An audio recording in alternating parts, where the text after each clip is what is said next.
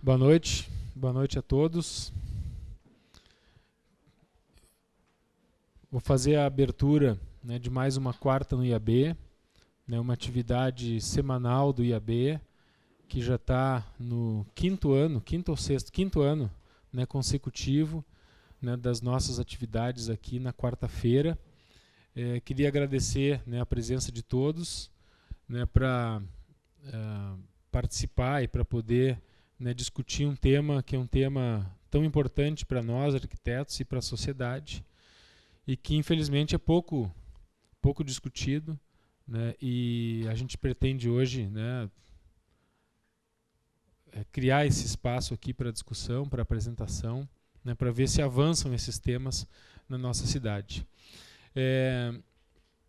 O IAB, né, eu queria convidar todos vocês desde já também para que nas próximas quartas-feiras, né, se aproximem aí da agenda, né, das atividades do IAB. A gente vai no dia 29, que é daqui a 2 ou 3 semanas, a gente vai estar programado na quarta no IAB a divulgação e a entrega do Prêmio IAB, né, que é o prêmio que a gente promove todos os anos para o melhor trabalho de diplomação, né, o trabalho de graduação das faculdades de arquitetura do estado do Rio Grande do Sul. Então, é um evento, né, que a gente tem aí um orgulho muito grande, né, desde 99 o IAB vem realizando essa atividade e premiando e divulgando, né, os jovens arquitetos, os formandos, né, de todo o estado. Então, no dia 29. Antes disso, nós vamos realizar outras atividades, uma delas também, né, uma atividade já, né, de alguns anos, que é o ciclo que a gente chama Projeto e Obra, que é uma apresentação aqui no IAB de 3 projetos, né, e obras realizados por arquitetos gaúchos aqui no Rio Grande do Sul ou fora do estado, né, mas demonstrando o talento, né, dos nossos arquitetos, da nossa arquitetura. Esse projeto, ele é um projeto que está patrocinado esse ano pelo CAL, e a gente percebe uma necessidade muito grande de divulgar, né, a arquitetura de qualidade que é produzida aqui no estado, porque a gente conhece, né, pelas mídias e pelos sites, pelas revistas, a gente conhece a arquitetura que é produzida no mundo inteiro e muitas vezes não conhece a do nosso colega, né, a do nosso, né, ou seja, do vizinho, né, de escritório, né, dos nossos professores, dos nossos ex-alunos. Então, nos parece muito importante a gente divulgar e promover a arquitetura do Rio Grande do Sul para que nós também tenhamos conhecimento e para que a gente possa levar, né, para a sociedade a qualidade desses trabalhos. Vamos ter também, eu acredito que na semana que vem, o ciclo Viagem de Arquiteto, que é um arquiteto, um colega nosso que fez alguma viagem e que vem apresentar essa viagem com esse olhar do arquiteto. Na semana que vem, né, quem vem apresentar isso é a Nath. A Nath, ela fez aquela viagem Volta ao Mundo lá com os arquitetos uruguaios.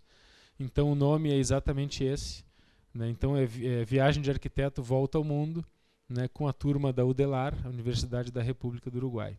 Vai ser também muito interessante. E aí a gente convida vocês a acompanharem essa nossa programação, né, para que possam participar e possam estar presentes aqui.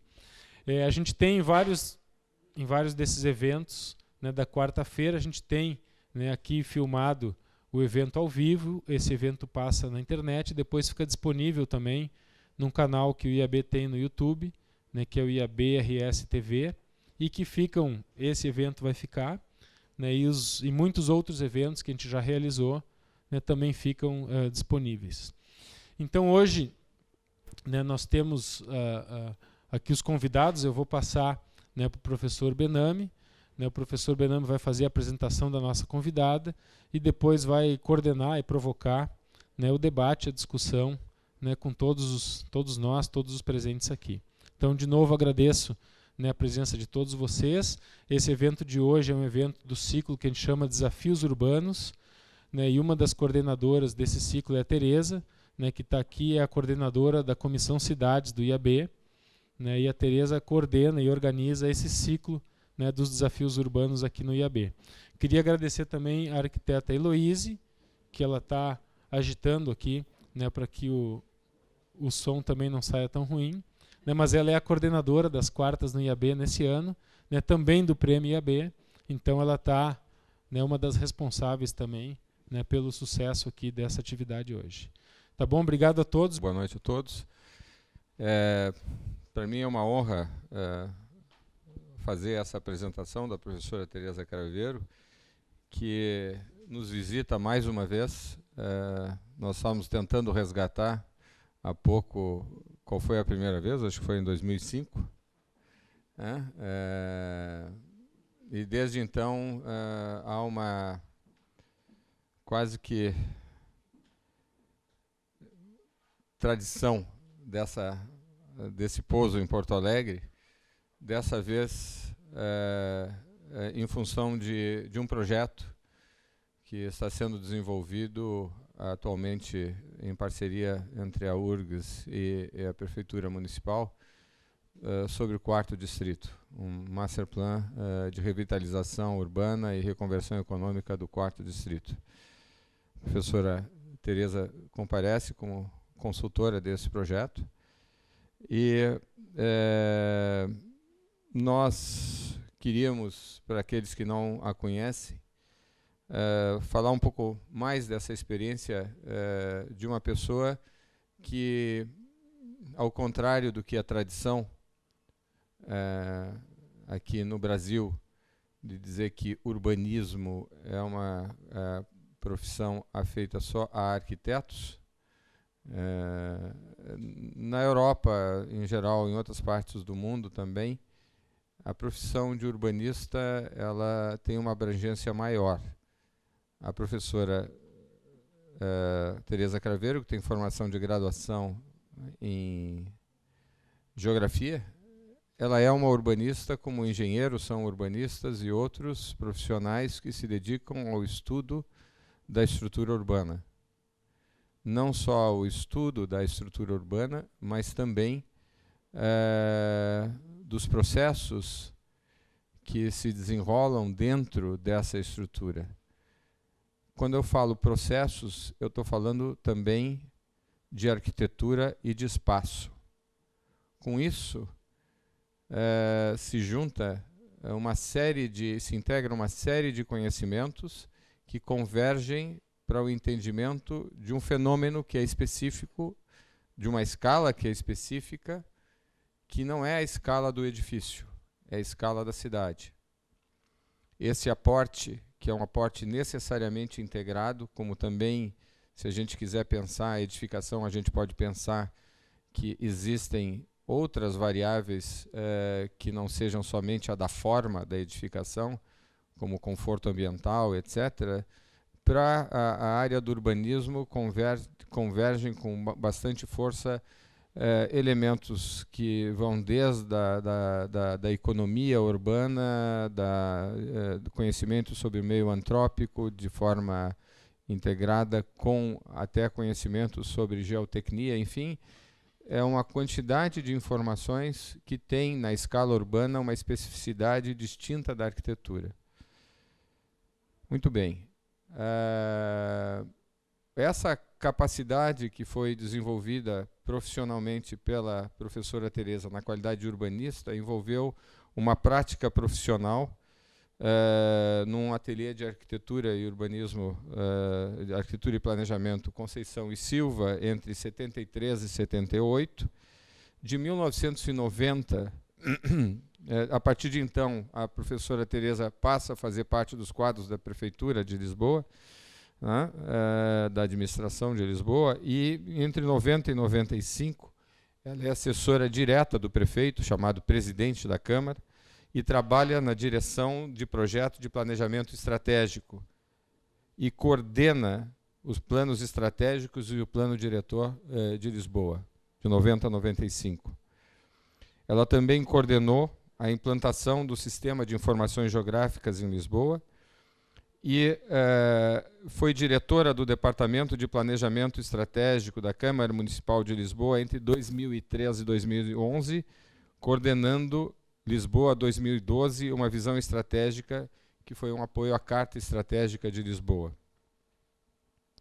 coordenou também o Programa Local de Habitação entre 2008 e 2010 de Lisboa e, ultimamente, vem trabalhando como coordenadora do Grupo de Trabalho para Cidades Saudáveis e responsável pelo perfil municipal de saúde do Plano Municipal de Saúde da Câmara de Lisboa. Essa experiência recente e um pouco mais antiga da professora Craveiro a coloca como uma experiência notável sob o ponto de vista profissional e também acadêmico, visto que eu não mencionei que a professora também ministra aulas de urbanismo na Universidade Lusófona de Lisboa. E essa integração entre prática profissional e acadêmica a torna uma pessoa especial, e essa capacidade de comunicação que ela tem, não só com estudantes, com profissionais na coordenação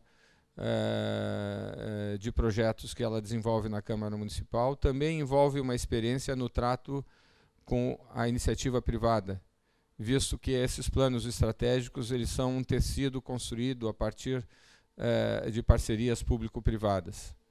Conversas com arquitetos importantes, como Renzo Piano, como Foster e outros arquitetos que fizeram parte de propostas para o Plano de Lisboa.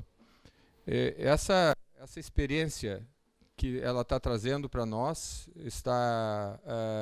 vai passar um pouco para vocês daqui a pouco, ela está sendo muito importante na discussão dos problemas que nós estamos enfrentando na requalificação, na revitalização do 4º distrito.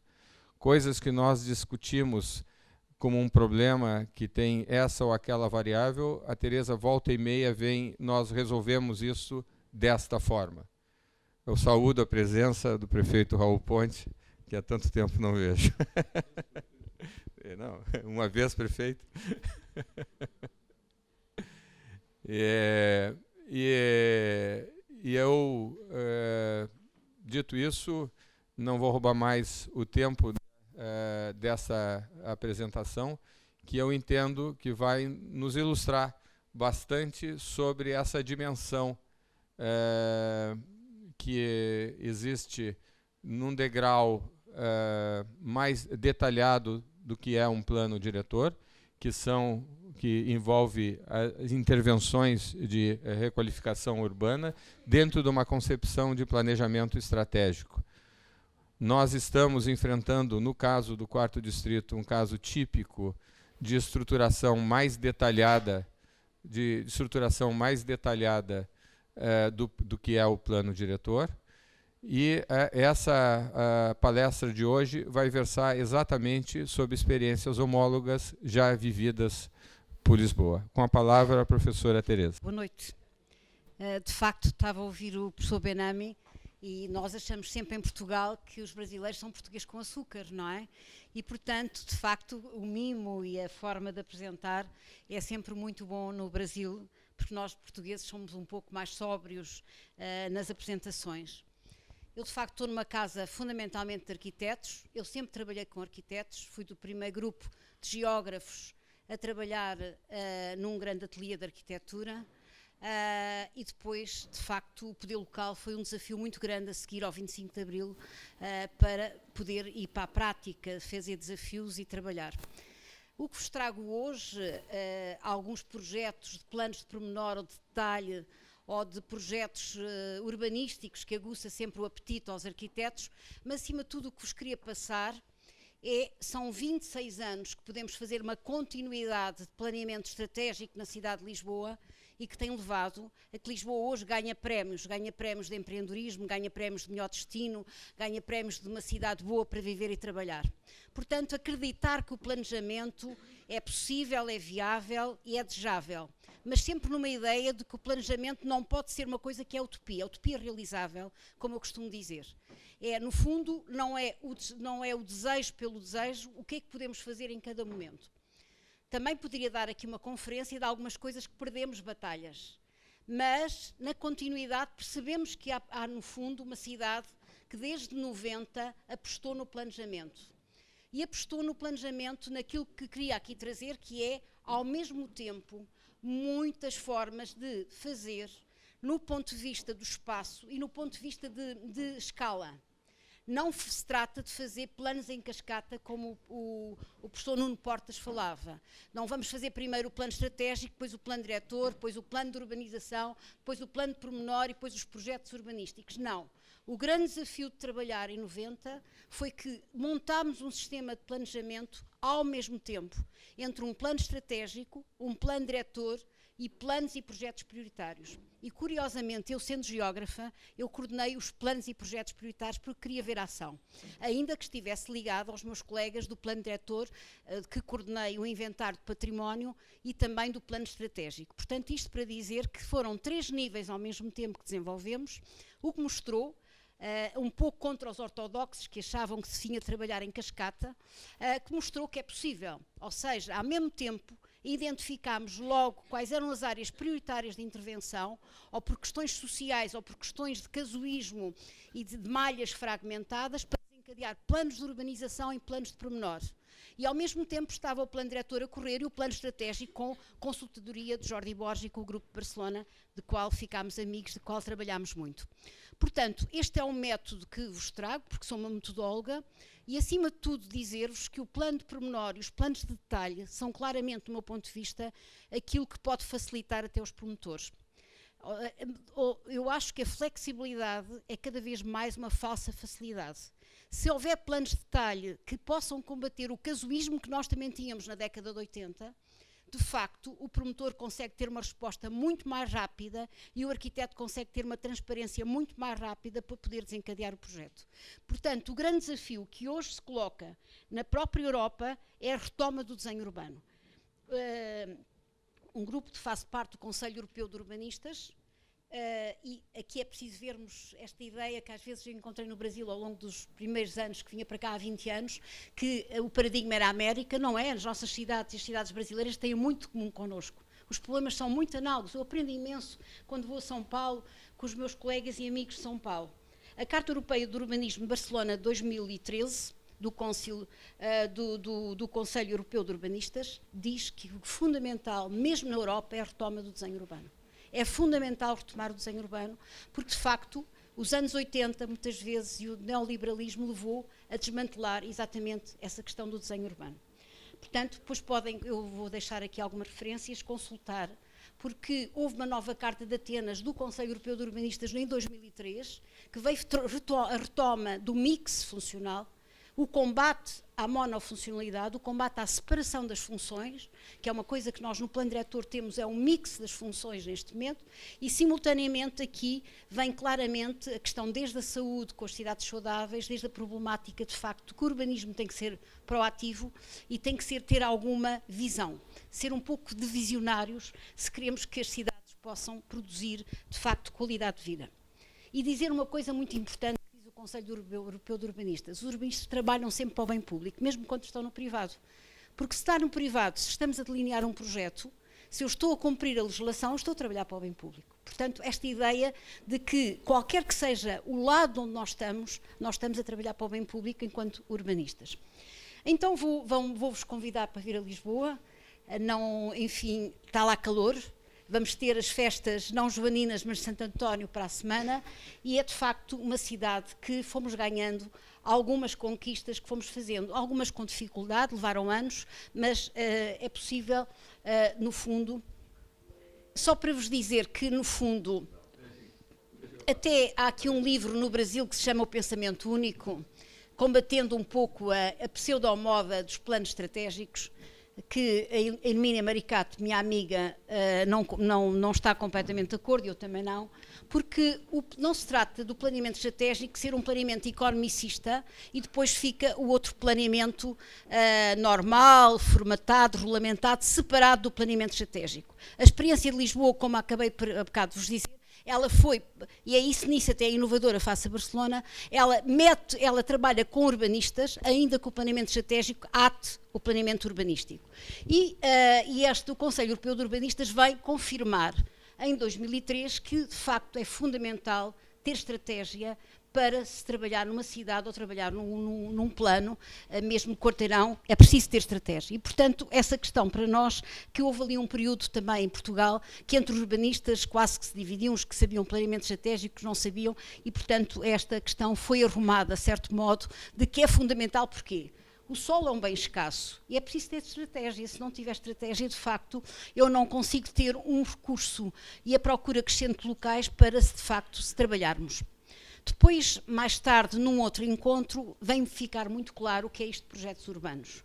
Os projetos urbanos têm que ter uma visão estratégica, elas não podem ser separados dessa visão estratégica e, simultaneamente, pode perfeitamente trabalhar-se com parceiros e com parcerias construindo. Portanto, não se trata de fazer um elemento solto de estratégia, trata-se de integrar as questões de facto, dos projetos de regeneração urbana. E é isso que vos vou contar que aconteceu na cidade de Lisboa. No entanto, há um grande desafio que se trabalha neste momento. A qualidade de vida ela não pode ser apenas entendida na questão ambiental. Neste momento trabalhamos muito nas questões de promover a cidade para a saúde, as questões da comunidade, cultura, a questão da vida social, a coesão social e a coesão territorial. Ou seja, eu não posso ter intervenções urbanísticas que anule a diversidade que vou encontrar ou que me faça com que desapareçam os empregos, por exemplo. Isso é uma questão muito colocada neste momento na Europa, num momento de crise que estamos a trabalhar. Se eu tenho um tecido urbano que estou a intervir e que tem uma diversidade muito grande económica, eu devo ter muito cuidado nas propostas que estou a fazer, porque eu não vou provocar com essas propostas uma monofuncionalidade e um desaparecimento daquilo que eu estou a trabalhar. Portanto, há aqui um apelo muito grande nesta matéria do mix, de facto, funcional. Ora, eu chamava-vos a atenção que quando estamos a trabalhar em estratégia, temos que identificar os projetos que estamos a desenvolver. Será que é um projeto estruturante ou estratégico que vai fazer a ruptura com as práticas existentes? Ou ele é complementar, ou um projeto necessário quando, por exemplo, se eu tiver que tirar os fios ou de pôr iluminação no quarto distrito, é um projeto necessário, porque eu tenho exclusão a partir da iluminação que não existe. Por exemplo, e está ali perfeitamente o terreno e todo aquele espaço a partir das 7 da noite, ele é votado à exclusão, será sempre um processo complexo, portanto, há projetos necessários a identificar imediatamente em estratégia e depois há os designados projetos de demonstração, principalmente para haver credibilidade para o político e credibilidade também para as populações. Ou seja, o que é que eu identifico mais rápido, mais fácil, na minha intervenção que estou a fazer, para poder que as populações percebam que o planejamento não é uma coisa de alquimia, de feiticeiros, efetivamente tem a ver com a sua qualidade de vida e tem a ver com a sua melhoria, nomeadamente de estar na cidade. Portanto, há aqui esta procura sempre destas tipologias de projetos quando estamos a identificar um plano, qualquer que seja a escala que estamos a trabalhar. Depois dizer-vos que a questão de orientarmos o planeamento estratégico, ele tem com certeza que identificar os atores da cidade para que se vai dirigir o trabalho e daí fazermos reuniões e levar muito tempo primeiro a reunir com os vários atores que estão lá, articular decisões e recolha de informação na própria prefeitura e nas secretarias, fundamental para depois começar a avaliar as alternativas e emergirem os objetivos, ou seja, não somos iluminados e é preciso consertar, quer com muito respeito pelos técnicos que trabalham nas áreas, como por sua vez também com as populações ou os outros atores económicos que estão. Portanto, é evidente que não estou a ensinar, como nós dizemos, o Padre Nosso ao cura, ao padre, mas estou só a dizer-vos que sem estes pressupostos, alguns ganhos que nós tivemos na prefeitura, eles não teriam sido possíveis. Leva muito mais tempo trabalhar desta maneira, é evidente do que trabalhar no ateliê, porque eu também o trabalhei, mas efetivamente conseguimos ter um grau de sucesso muito maior até chegarmos ao final. A cidade de Lisboa, portanto, está na área metropolitana de Lisboa, temos 18 concelhos, tem uma população que a minha dimensão e os meus problemas, eu tenho sempre vergonha, principalmente em São Paulo, quando lá vou dar aulas, porque os vossos problemas são sempre de uma dimensão muito grande. Nós temos 547 mil habitantes, mas temos 30% das sedes de empresas nacionais, de emprego nacional e também de PIB, e tivemos também um programa muito forte de realojamento de favelas, a partir dos anos 90, pago pela União Europeia. Quando entramos na União Europeia, houve dinheiro para retirar as favelas da área metropolitana e, em alguns locais, conseguimos fazer realojamento misturado com os outros estratos sociais. A outras áreas fizemos alguma guetização que hoje pagamos caro. Pagamos caro porque existe uma empresa, nomeadamente de gestão desses bairros, e esses bairros estão, neste momento, a precisar, se calhar, de qualquer dia ser demolidos. Aliás, eu lembro-me de ter ido buscar o Jordi Borges ao aeroporto e levá-lo a passear uma zona onde estávamos a fazer o realojamento, e ele pergunta-me: estás a demolir? E estávamos a começar a fazer construção. Portanto, só para dizer que em França, já nessa altura se tinham demolido algumas situações de habitação social e nós estávamos a fazê-la com algum atraso, porque não tínhamos alternativa e tínhamos que fazer exatamente esse realojamento. Portanto, há aqui às vezes também situações que eu lembro-me ter dito ao prefeito: mas não vamos fazer isto não se faz já na Europa, e ter-me dito: tem uma solução, não tenho. Então vai aprender que há o tempo político e há o tempo técnico. E agora, daqui a 20 anos, podem demolir. Claro que não vamos ter dinheiro para demolir porque estamos em crise no ponto de vista económico, mas só para vos dizer que também há esta ideia de que nem sempre conseguimos a solução melhor, é a solução possível que temos que fazer. Agora, passando para o que é a região metropolitana, Lisboa tem ganho muito por uma coisa que é, e que nós fizemos muito marketing disso, que é poder passar fins de semana e virem a congressos e no mesmo dia quase que se pode ir ao Atlântico, à zona de Sintra e Oceano Atlântico, e no dia a seguir pode-se ir à Rábida, que é claramente mediterrâneo. Portanto, aqui tem-se conseguido, de facto, projetar esta facilidade no ponto de vista cultural, ambiental, em que Lisboa vale também pela área metropolitana, no ponto de vista de potencialidades. Entrando agora no primeiro plano estratégico de Lisboa, nós verificam como em cerca de 10 anos, porque depois também estive na coordenação da visão estratégica 2002 e 2012, mudaram as questões das debilidades. As potencialidades aumentaram, o que é natural, a conectividade, enfim, já um entendimento muito maior de Lisboa na Europa, enquanto que no primeiro plano estratégico ainda estávamos a assumir Lisboa na Europa, mas tínhamos as condições de habitat, porque tínhamos a problemática das favelas, e agora, já em 2002 e 2012, tínhamos o grande problema do esvaziamento dos centros históricos. Portanto, esse era outro problema, e é um problema que ainda hoje temos, e temos com políticas que depois vos direi, que já estão a começar a ter algum sucesso de rejuvenescimento da cidade, mercê de termos introduzido alguns projetos ligados ao Programa Local de Habitação. Aqui estão a evolução dos diversos instrumentos estratégicos da cidade. O primeiro, de 92, tem fazer de Lisboa uma cidade atrativa para viver e trabalhar, sempre nesta ideia de que uma cidade que é boa para viver e trabalhar, ela também é boa para o turista, não é o contrário, não é uma cidade que vamos fazer uma cidade para o turista e depois o residente ou quem trabalha vai ter outras consequências, com certeza. Portanto, há aqui esta ideia, de facto, de tornar Lisboa competitiva e aquilo que normalmente é um meio, que é a administração moderna e eficiente, nós pusemos no primeiro plano estratégico como objetivo a governação. Ela deveria ser um meio, nunca deveria ser um fim, mas era tão mau a forma como a prefeitura e tudo se funcionava e a ausência completa de planejamento, nós passámos a ser um fim posto num objetivo estratégico até mesmo há pouco tempo e não como um meio, porque de facto foi preciso conduzir todo um processo de transparência, um processo de instrumentos para que a governação pudesse ser uma forma, como hoje pensamos que é, mais ágil e, acima de tudo, poder descarregar todos os instrumentos e todos os instrumentos serem partilhados com os vários atores da cidade, os sindicatos, as associações profissionais. Porquê é que nós não voltámos a ter nenhum plano estratégico? Por uma questão política, ou seja, como nem sempre nós temos dois órgãos, o órgão da Câmara e o órgão da Assembleia Municipal, são os dois eleitos, nem sempre correspondem ao mesmo conjunto político e no ponto de vista teórico, para se considerar que temos um plano estratégico tem que haver um conselho estratégico e nós só o conseguimos ter no primeiro. Portanto, viemos a chamar-lhe visão ou carta estratégica porque eram documentos mais técnicos e feitos e deliberados na Câmara e não na Assembleia Municipal e não tinham um conselho estratégico. Portanto, nós recusámos sempre a considerar que tínhamos um segundo plano estratégico. Depois, se verificarem, começámos um pouco, desde o primeiro documento, começámos a focalizarmos mais a cidade de bairros. Desta ideia de que a cidade tinha que ganhar qualidade para o seu residente. Já não se tratava de uma cidade que se projetava na Europa, era uma cidade que, ganhando qualidade e ganhando equipamentos de proximidade, nós iríamos com certeza dar qualidade e, simultaneamente, a questão do empreendedorismo. Era fundamental a questão das atividades económicas e, simultaneamente, a cidade de culturas, porque é uma cidade cosmopolita, de grande interculturalidade e uma cidade que tem uma tolerância e uma convivialidade muito grande e muito interessante sempre, foi sempre uma cidade assim. E cá está sempre a questão da modernização e inovação como objetivo. Depois preparámos a Carta Estratégica de Lisboa para o Plano Diretor Municipal e porquê?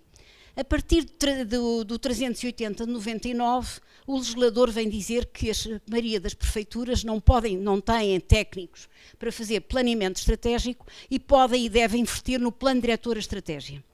E a partir daí, o plano diretor passou a ter a estratégia e por isso efetuámos a Carta Estratégica inicial.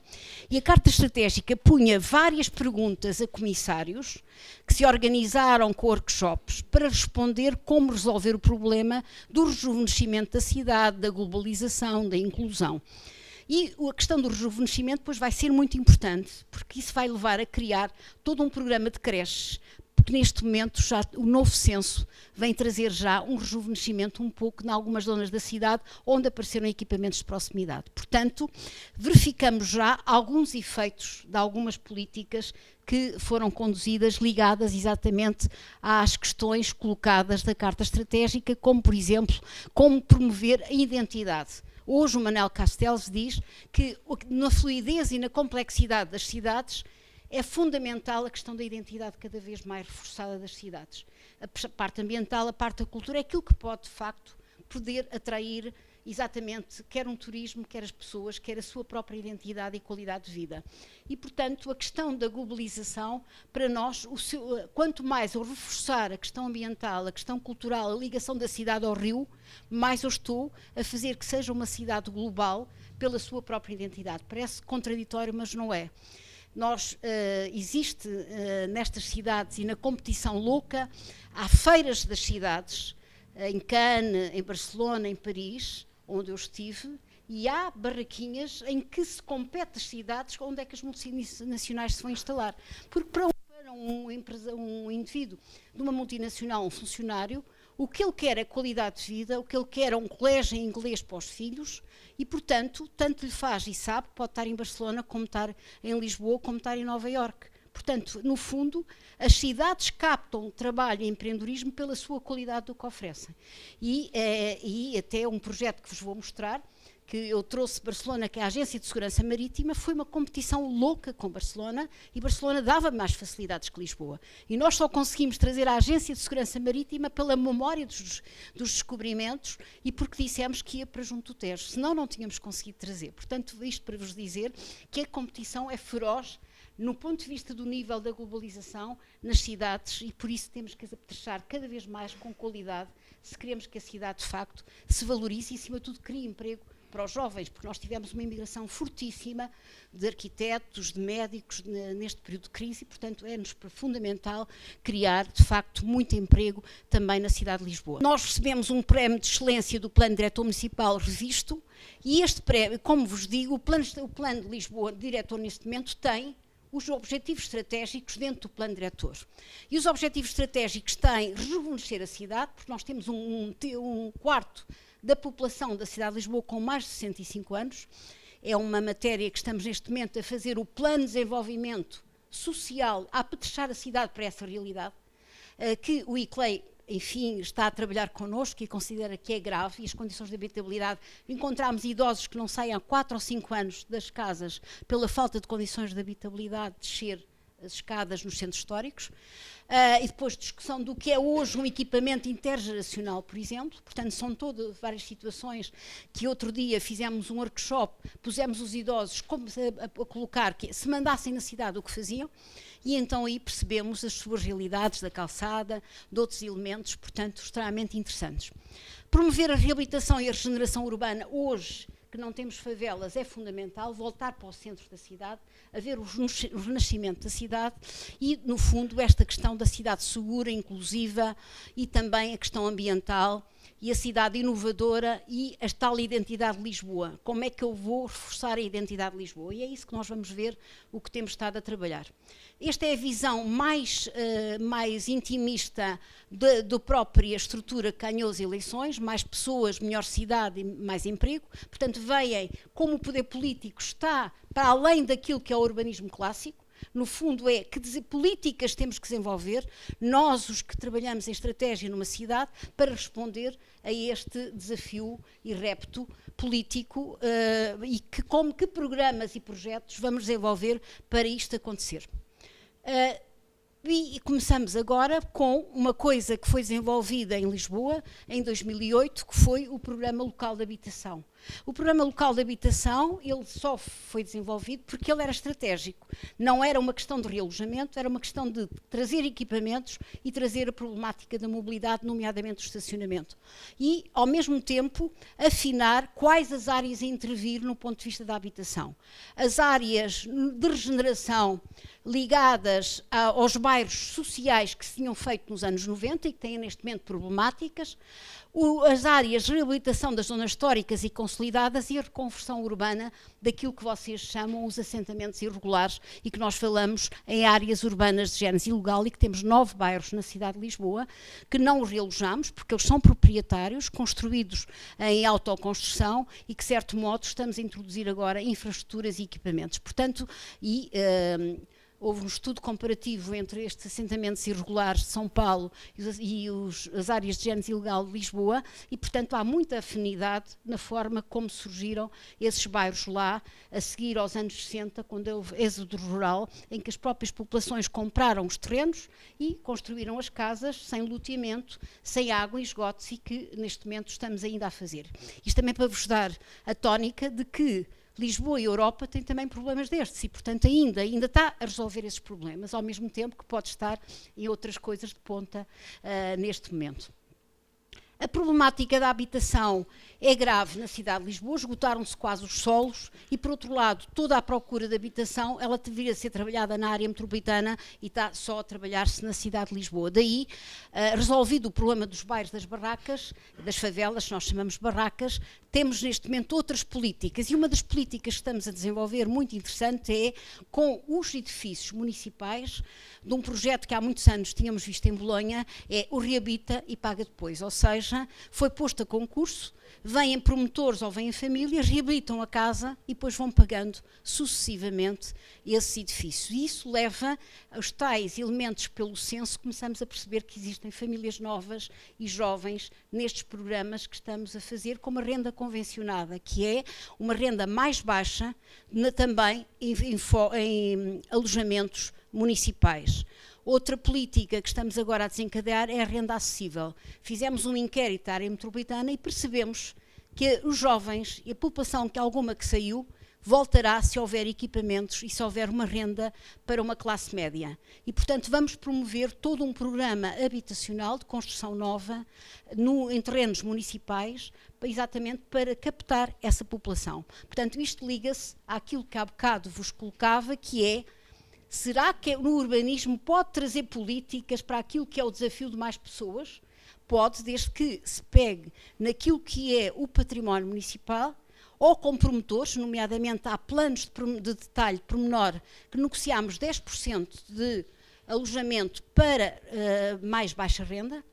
Portanto, podemos, efetivamente, de uma forma indireta, algum médio prazo, poder colaborar para trazer mais população para a cidade de Lisboa, tendo em conta o envelhecimento e tendo em conta a sustentabilidade da própria cidade no ponto de vista da sua existência.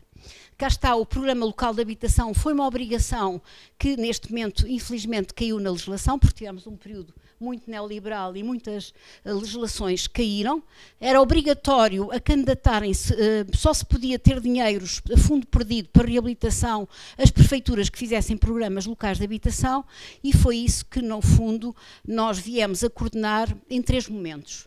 Foi um momento de se conhecer, com todas as secretarias a trabalharem em 6 meses connosco, simultaneamente escolher quais as políticas de alguns programas que já vos acabei de dizer, e agora na fase de concretizar, que é aquela que temos estado a trabalhar e que, nomeadamente, utilizámos um método muito interessante. Tudo isto pode ser tirado da internet do Pelouro da Habitação, um método muito interessante, multicritério, em que avaliámos com vários atores e políticos quais as medidas e quais as prioridades medidas. Isso ficou muito claro.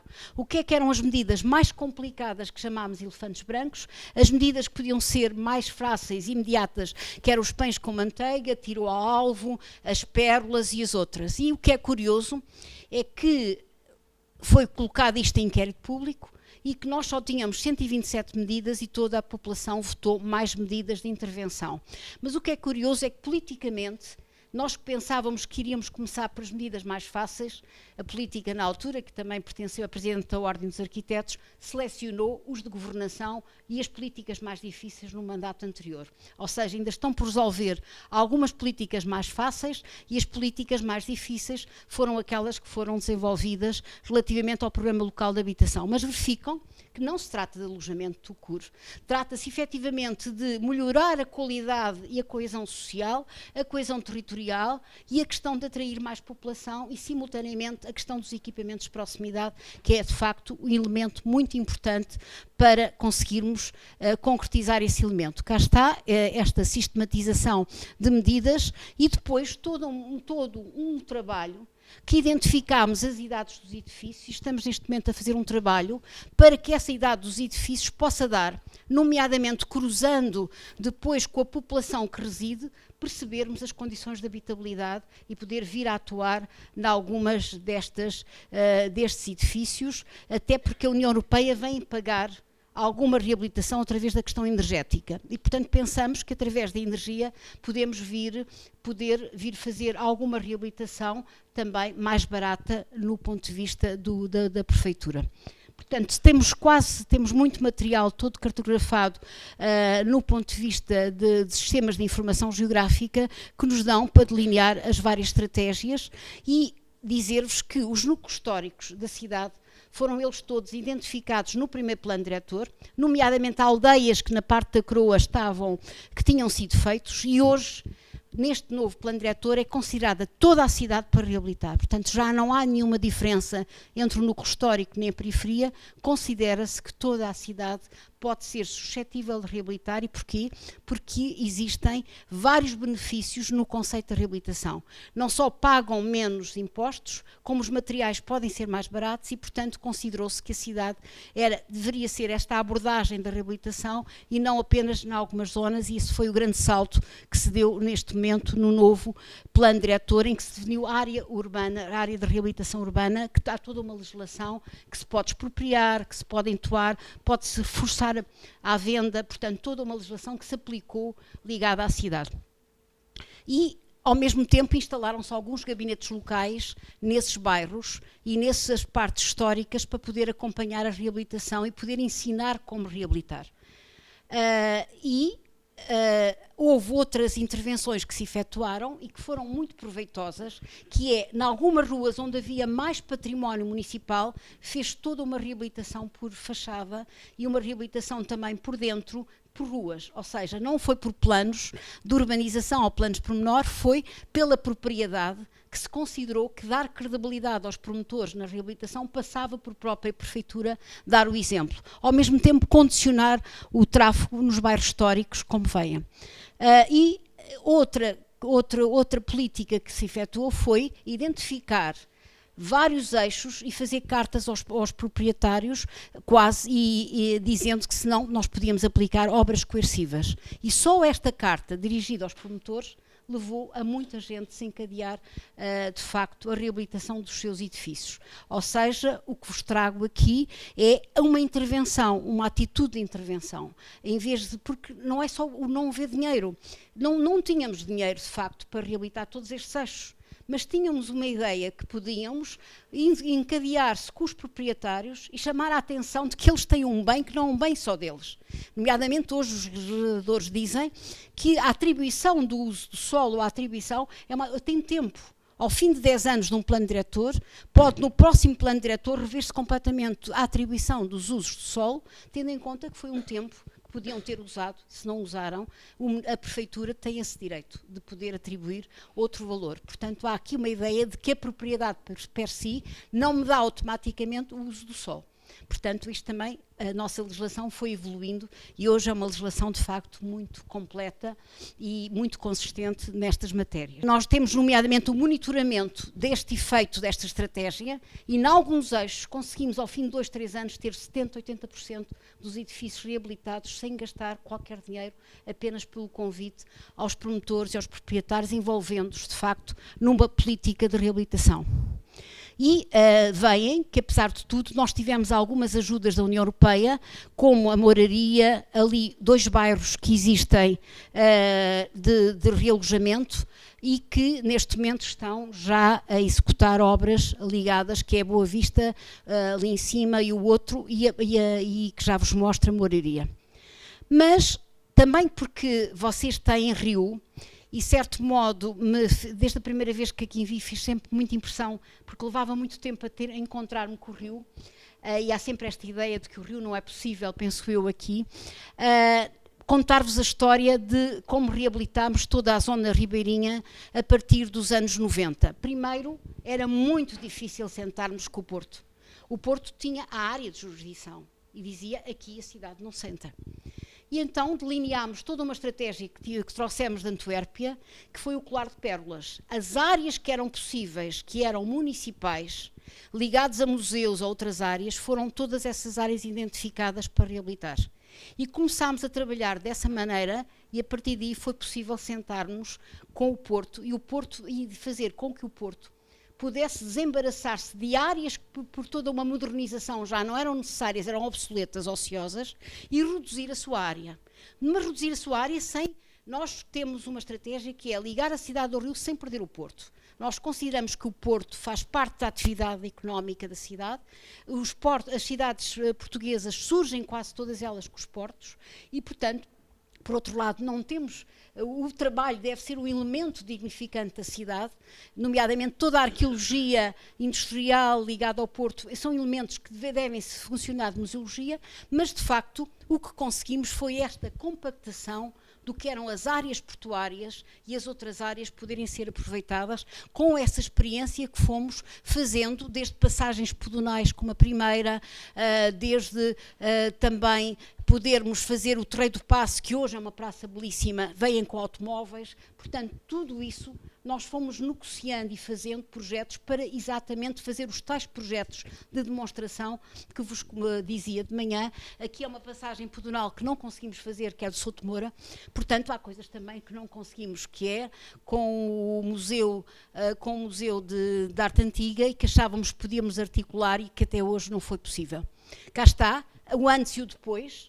Os galpões todos foram identificados no inventário municipal de património, mesmo sendo do Porto, e depois foi todo um projeto de reconversão feito pelo Porto, explorado pelo Porto até há pouco tempo, agora entregue à cidade de Lisboa e agora é a cidade que explora todas estas zonas que já não são portuárias, mas durante 15 anos foi o Porto a explorar, considerando que era uma situação de transição e o que nos interessava eram os ganhos no ponto de vista da visão e do usufruto da cidade relativamente à zona ribeirinha. Portanto, o arquiteto Birne fez uma torre dialogando com a Torre de Belém para a questão da navegação e depois toda uma ciclovia que se ganhou nessa área. Portanto, aqui é numa outra zona de abaixo, que outras áreas de galpões que nós negociamos e chegámos à área da Expo em 98. O primeiro plano estratégico de Lisboa trazia já claramente esta potencialidade. Nós verificámos que a zona oriental era uma zona contaminada, com uma zona cheia, obsoleta, com muitas áreas de matadores, das áreas de petrolíferas, já todos desativados, e portanto era uma área interessante para poder fazer a candidatura de 98 e que foi uma candidatura feliz. Portanto, cerca de 330 hectares de uma antiga área industrial, 5 km de frente de rio ganhas, 110 hectares de espaços verdes e um centro de negócios e habitação. E tudo o que foi delineado para a Expo foi aproveitado. Nós tínhamos a experiência que visitámos várias vezes Sevilha, onde não tinha havido essa experiência, era claramente apenas uma exposição, levou muitos anos até revitalizarem e aproveitarem a questão de Sevilha, mesmo para negócios, e, portanto, desde o início, com um plano de urbanização feito pelo Vassal Rosa e planos de pormenor, ao mesmo tempo que estávamos a montar a Expo, estávamos a preparar a visão urbanística da cidade que ficava. E todos os pavilhões foram aproveitados. E todas as áreas foram aproveitadas, e hoje a questão do domínio público, a questão do espaço verde foi fundamental.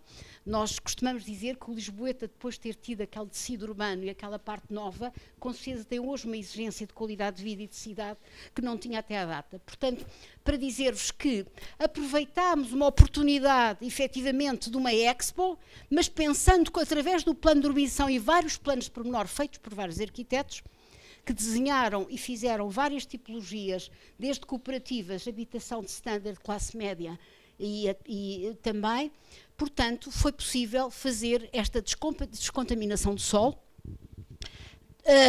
de antigas companhias de petróleo, o aterro sanitário de Beirolas, a estação de tratamento de águas residuais de Beirolas. Portanto, era uma área completamente inusitada e não visitada e decadente e decrépita.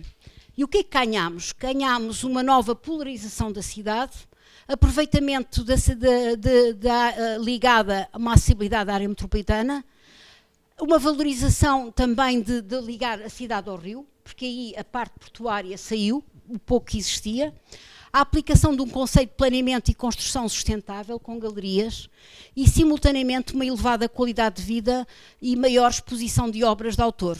Uma noção de edifícios âncoras que nós desencadeámos propositadamente para fazer acreditar toda aquela zona. E verificam que, com os planos de urbanização e de pormenor, o espaço público foi o elemento fundador de toda esta zona, ou seja, a primeira encomenda está na estratégia do espaço público e depois toda a parte construtiva veio por acréscimo e não foi o contrário. Portanto, deliberadamente, era o grande ganho do espaço público, o grande ganho de usufruir a cidade nesta área e, de facto, mesmo o Endovina, que fez a monitorização italiano, que fez a monitorização, ele próprio considera que o espaço público é aqui o elemento que vai dar uma grande fortaleza a toda esta zona urbanizar. Vem o plano, o pós-evento e antes do evento, o plano pensado simultaneamente e, portanto, depois toda uma transformação, muitos dos alojamentos funcionaram como apoio na altura a todos os que estavam na feira e depois, quando eles saem, são aproveitados e são vendidos ou são alugadas essas mesmas casas. Portanto, vem o paralelismo e, chegado aqui, nós verificamos que existe uma utilização pedonal muito forte. Por sua vez, a estruturação do espaço público prevê a exigência de uso e gestão e uma capacitação de circulação automóvel, uma construção inovadora de espaço público e 90% dos equipamentos de exposição foram aproveitados, como vos dizia há bocado. A evolução dos custos verifica-se que a partir de certa altura, de facto, os custos, ao contrário do que se esperava, e havia uma tese que seria a custo zero, claro que não aconteceu o custo zero, e há aqui, de facto, dinheiro, muito dinheiro investido no ponto de vista público para a Expo ter acontecido. Pensava-se com a expropriação dos terrenos e a venda, houve um grande slogan que seria a custo zero, claro que isso não aconteceu, e, portanto, há aqui custos e orçamentos, mas enfim, temos uma cidade nova, uma parte da cidade nova.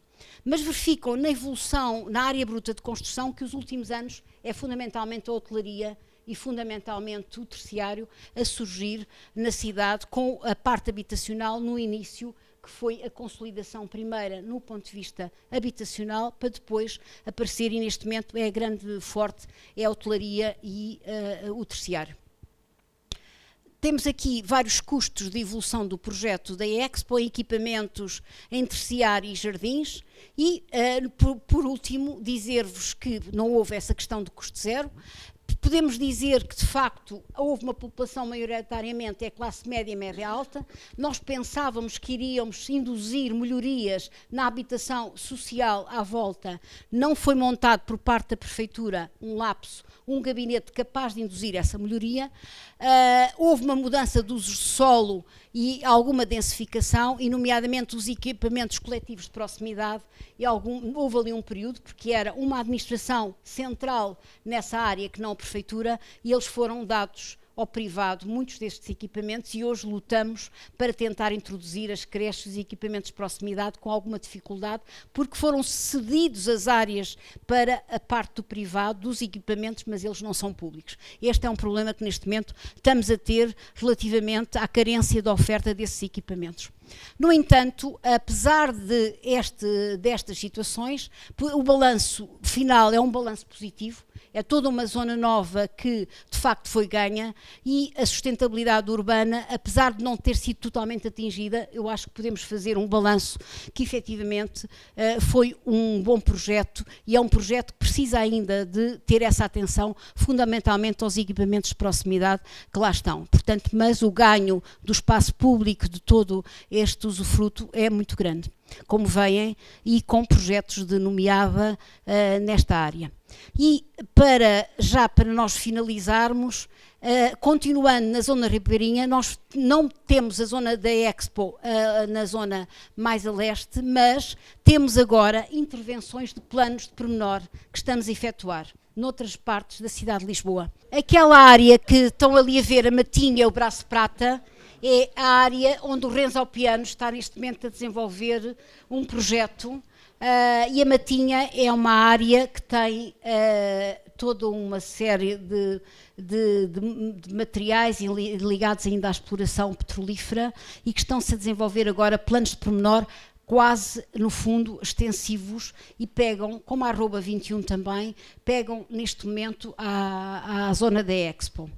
E outra área muito interessante e que pode ser parecida com o 4º distrito é uma área industrial, que é Alcântara, e é uma área onde, efetivamente, os criativos, que o Flórida fala muito disso, que os criativos se instalaram, e onde foi interessante porque parou a meio a renovação urbana dessa área, porque a crise, e aí instalaram-se toda essa zona, a inovação e os empreendedores e a parte criativa. Portanto, há hoje um novo desafio à Prefeitura, que é, não se vai desencadear o plano completamente pormenor de novo desenho urbano que existia, quando neste momento algumas destas fábricas têm os criativos a funcionar, e portanto vamos com certeza saber coexistir no património e na arqueologia industrial, simultaneamente com as novas urbanizações. Portanto, há aqui um novo desafio, advindo do momento da crise, que não houve renovação como estava prevista num plano, e que nós temos aqui uma parte já renovada da Alcântara Rio, e que neste momento verificamos de facto este desafio de coexistência, do preenchimento dos criativos nas malhas que restaram, e agora como que são uma mais-valia que temos que saber coexistir neste elemento de desenho. Depois temos um projeto muito interessante, que é a tal Agência de Segurança Marítima na zona do Castoré, e que ela vem para aqui porque representa na Europa exatamente todo um trabalho de coordenação daquilo que eles chamam as estradas marítimas. Portanto, hoje há um desafio para se voltar a fazer todo um transporte de cabotagem, um transporte marítimo, ao invés do transporte rodoviário, pela questão da sustentabilidade, e simultaneamente há um projeto, o Torreio do Paço, que se tiraram os carros, e um projeto simultaneamente, que é a Ribeira das Naus, que é, no fundo, essa abertura complementar de voltar junto à água e dos estrangeiros e dos portugueses estarem ali. E foi esta a condição com que conseguimos trazer a Agência de Segurança Marítima. Se ela não viesse para este local, ela estaria hoje em Barcelona. Isto só para vos dizer como é importante, por vezes, o local e o sítio para um projeto estratégico acontecer, e que para nós era fundamental, dado esta simbólica para a Europa de Lisboa, ter esta Agência de Segurança Marítima, acima de tudo, pela simbólica.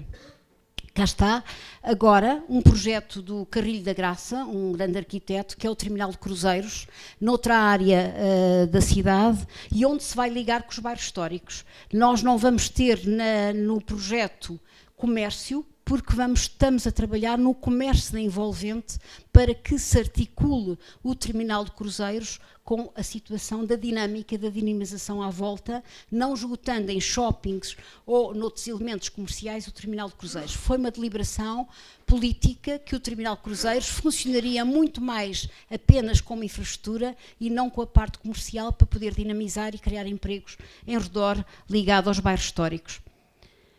E aqui está o projeto do Renzo Piano, um projeto muito interessante porque, de facto, uma vez ele em Génova, que fui ao ateliê para negociar com ele, deu uma lição de como pode ser um estrangeiro que chega e com uma grande humildade mostrou-me fotografias imensas de cerâmica que tirou dos azulejos e verificam como ele, a questão da nossa mais-valia da visão sobre o Tejo, ele fez essa perpendicular no desenho. Portanto, todo o desenho tem perpendicularidade ao Tejo e vai revesti-lo de azulejos, porque ele considera que o azulejo vai ampliar a luminosidade desse mesmo espaço.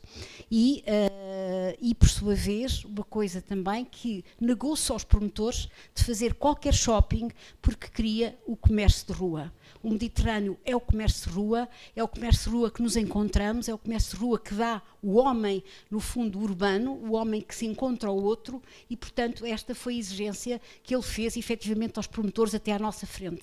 Disse que sairia imediatamente do projeto se por acaso tivesse um shopping, como era a proposta que eu assisti, que estava em negociação na área. Portanto, para vos dizer que, de facto, foi também para mim uma lição de como um arquiteto, mesmo vindo para uma cidade como estrangeiro, ele vai ter uma humildade muito grande de verificar qual o paradigma que vai desenhar e como é que vai buscar essa cultura e essa ambiência que vai captar. E aqui está, portanto, este é o projeto do Braço Prata e o mais interessante é que a fábrica Braço Prata que vai ficar, neste momento vai ter uma importância fundamental para tudo o que é o criativo.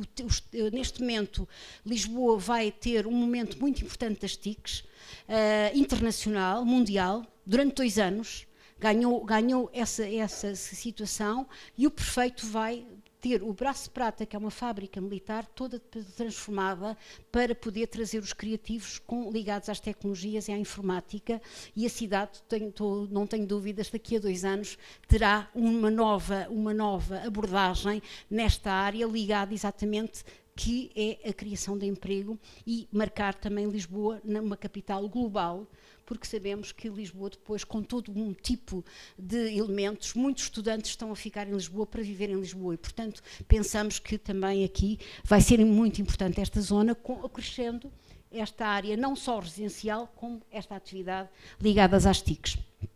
Cá está aqui a parte, eu portanto trouxe de propósito esta questão do projeto do Renzo Piano, que é muito bonito, e agora um outro projeto que está a fazer-se, que é o da Matinha, que é também um plano pormenor. Isto era uma coisa que vos queria dizer, a nossa legislação é muito clara, já tem uma consistência desde 99, que este é um livro muito bom de uma jurista de Coimbra, e que, no fundo, o Decreto-Lei 880/2015 consubstancia vários diplomas que foram feitos e temos o elencar dos vários planos. O plano diretor, o seu conteúdo, o plano de urbanização e o plano de pormenor. E o plano de pormenor pode ter 4 variantes. Pode ser um plano de salvaguarda, se estivermos a trabalhar numa zona que seja de salvaguarda, um plano de pormenor de reabilitação urbana ou um plano normal. E estes planos que vos estou a mostrar são todos planos de pormenor. Porquê plano de pormenor? Não poderia ser plano de urbanização. É de tal maneira casuístico, de tal maneira os elementos, que precisa de haver a tal retoma do desenho urbano que vos comecei por falar. E, portanto, aqui, também ao mesmo tempo que se estava a desenvolver o plano de urbanização, o plano de diretor, estavam estas áreas que eram fragmentadas ou com problemas, ou com áreas culturais, no ponto de vista interessante até da ecologia industrial, estavam-se a desenvolver planos de pormenor. Portanto, esta simultaneidade no tempo e no espaço de várias figuras que foi possível trabalhar. E aqui, por exemplo, vai haver uma reutilização dos gasómetros, por exemplo. Os gasómetros vão ser elemento a ficar na paisagem, está-se a discutir o que é que eles podem ser e também o reforço de todo o espaço público e a criação de equipamentos de proximidade, sempre equipamentos de proximidade. Não é possível trazermos ou darmos habitação com qualidade se não tivermos equipamentos públicos. Hoje discute-se, porque não, alguns equipamentos de proximidade poderão ser equipamentos até intergeracionais. É um bom exemplo os centros cívicos de Barcelona, porque eles funcionam para idosos como funcionam para crianças, são de família aos fins de semana, ou até um exemplo, como há 2 anos e que partilho com vocês, em Medellín, como a importância das bibliotecas e a qualidade dos projetos das bibliotecas em cada favela e que foram um elemento fundamental para, de facto, qualificar as próprias favelas e, de facto, dar qualidade. Eu vi, e foi encantador, ver sair as crianças das escolas, atravessam primeiro a biblioteca e só depois é que vão para casa. Portanto, há um hábito de passar pela biblioteca e a biblioteca vem provar lá, como também em Barcelona. Nós estamos neste momento com um projeto de bibliotecas semelhantes, é por isso que estou a falar, porque é um projeto que nós fizemos todo um trabalho de perceber o que é que era a biblioteca de bairro e a biblioteca macro, e estamos a entender essas bibliotecas como um equipamento intergeracional. Em vez de fazer o equipamento para o idoso, o equipamento para a criança, ou o equipamento para o ATL, porque não o equipamento pensado desse modo? E, portanto, é neste momento um desafio que estamos a fazer e que pensamos que até pode haver uma sinergia, até uma economia, porque os idosos hoje, dos 60 e tais anos, não vão para os centros de dia, com certeza, vão com certeza passar. Mas a questão destas bibliotecas, pelo menos em Medellín como em Barcelona, provam que o digital não pode coexistir completamente com o livro, ao contrário do que se pensava que era a morte do livro. E, portanto, um pouco esta área de equipamentos, nós, no meu departamento, nós fazemos as contas dos equipamentos todos porque as consideramos estratégicas. Ou seja, a cidade de bairros, hoje com a cidade que está delineada num ponto de vista de macroestratégica, o que é fundamental é dar a qualidade de vida e o reforço exatamente nesta área da proximidade. Cá está o exemplo de plano pormenor nesta área da Matinha e depois, por fim, dizer-vos que temos também consciência que a participação é fundamental, não conseguimos chegar a todas as problemáticas. O Programa Local de Habitação inventou os bairros de intervenção prioritária, ou zonas de intervenção prioritária. E é curioso, se nós chamássemos bairros críticos, a população não quereria ser de bairros críticos. Ao termos designado bairros de intervenção prioritária, que eram 64 bairros, houve mais que quiseram ser, são 67 bairros, tinha 3 variáveis para identificar, tanto podem ser o bairro histórico, como o bairro da periferia, como um bairro consolidado. Portanto, no fundo, com estas componentes que foram identificados os bairros de intervenção prioritária. E há 5 anos tenho estado a presidir ao programa e o que é interessante é um convite a uma mobilização em cada bairro com as juntas de freguesia que correspondem aos vossos distritos, ou com estudantes, ou com arquitetos, ou com artistas, mobilizam-se em torno de um bairro com as populações, candidatam-se ao projeto, nós fechamos-nos durante 15 dias, é um júri misto, com elementos de fora, que vêm artistas, e elementos de dentro da prefeitura, culturais, urbanistas, de estratégia, e selecionamos. Começou por ser 1 milhão de euros e neste momento é 1,5 milhão de euros. E neste momento são um projeto em que já cobrimos praticamente todos os bairros, porque não se dá dinheiro mais do que 2 anos. Não é um subsídio, é um projeto para dar a cana. E, portanto, isso aí, nós somos completamente caninos, às vezes é alguma tristeza, porque o projeto tinha pernas para andar, mas não há mais que 2 anos o projeto para continuar. E esse projeto, vocês podem no tirar, este livro, é de uma exposição que efetuámos, que é pegando numa canção Dentro de Ti, ó Cidade, do Zeca Afonso, Energia Bip-Zip, e tem aqui os diversos projetos, e este livro pode sair da internet do Programa de Habitação, onde tem os vários projetos efetuados e que ganham um prémio já de participação internacional, e é o exemplo de como podem coexistir toda uma estratégia macro de cima para baixo e uma estratégia simultaneamente vinda da população organizada e que se organiza com projetos para poder se candidatar.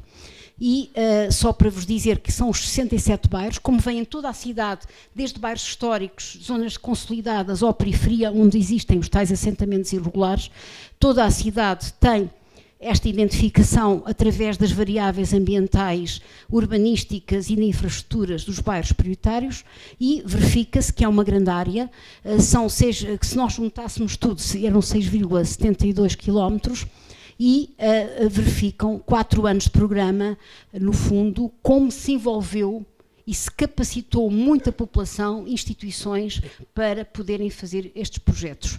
Os projetos são muito variados, há temáticas de projetos que é a promoção da cidadania, lojas solidárias, melhorar a imagem, a economia do bairro, a ocupação útil do tempo em prol da comunidade, manter as ruas limpas, o teu bairro é a tua cara, portanto a promoção da cidadania. Há outros que é as questões, no fundo, da situação da capacitação e do empreendedorismo. Há já hoje startups em alguns bairros ligados ao empreendedorismo e apoio ao emprego e até alguns já exportam para a China ou estão em encerrá-los no design. Portanto, houve alguns designers que foram para os bairros e que trabalharam com essas populações e neste momento já estão autonomizados. Há um outro projeto muito interessante que é a Avó Vem Trabalhar, em que fazem todo um trabalho ligado com as avós, vêm trabalhar, saem e vão também fazer, já têm lojas no centro da cidade. E outro projeto é prevenção e inclusão, onde há umas carrinhas para poder fazer a parte de combate à infoexclusão, as questões da legalização, constituição da violência doméstica e, portanto, o apoio a imigrantes, como veem. E há uma área muito interessante que é a moraria, em que era uma área muito excluída, com prostituição, droga, e o prefeito foi para lá, simbolicamente, durante 2 anos. E durante 2 anos estava lá e, portanto, só ia à prefeitura normal fazer as coisas mais simbólicas e ficou ali. E a transformação foi brutal. Claro que tivemos dinheiros da União Europeia na moraria e, simultaneamente, apesar de haver esse plano comunitário com várias vertentes, houve este dinheiro dos BIPZIPs feito em que a própria comunidade, por exemplo, aqui, criaram a Comissão de Moradores, nós demos este terreno, este edifício e arquitetos trabalharam e fizeram, e hoje ensina-se chinês, ensina-se árabe, porque é todo um bairro muito intercultural nesta zona. Até uma cantina comunitária, onde podemos marcar jantares, e os jantares podem ser feitos por comida árabe, comida chinesa, comida das nacionalidades que lá existem. É uma fotógrafa que se candidatou e que é um sucesso essa cozinha comunitária e que está a fazer lá. Outra questão era um bairro que foi construído nessa modalidade de informal, e que agora com este dinheiro foi possível a população se organizar com o arquiteto e fez a reabilitação, a reconversão desse bairro e introduziu algumas das infraestruturas que faltavam.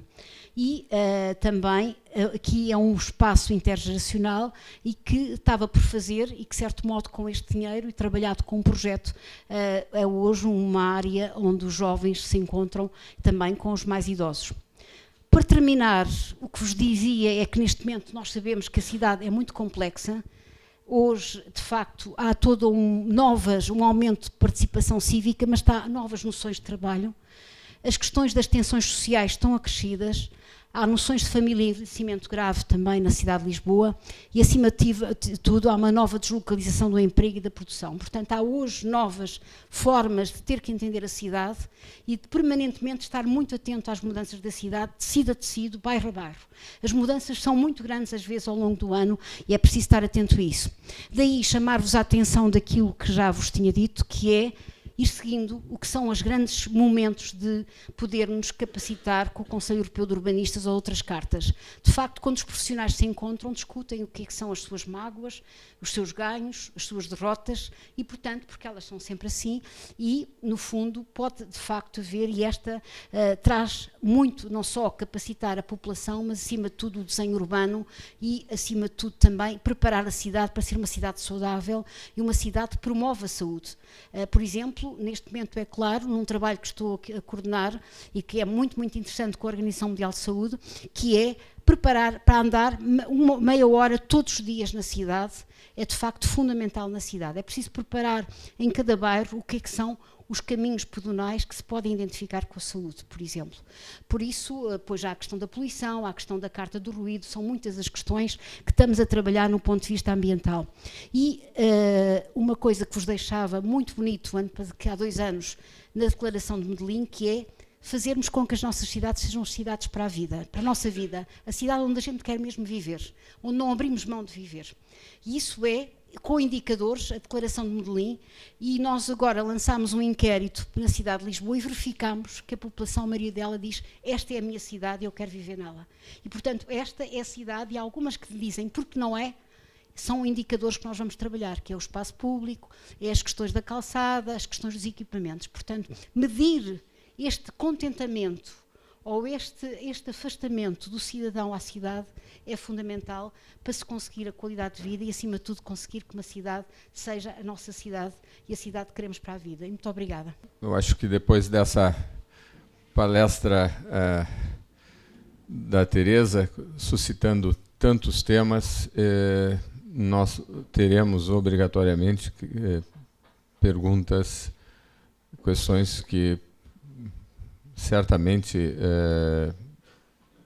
não vão poder ser todas feitas nem respondidas nesse tempo que nós temos. Eu acho que se a gente marcar uma meia hora de perguntas, agora são 9 horas, eu acho que está bem razoável.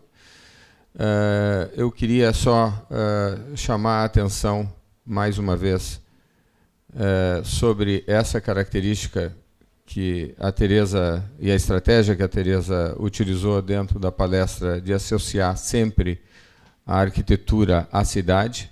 Não existe cidades bonitas ou saudáveis sem boa arquitetura.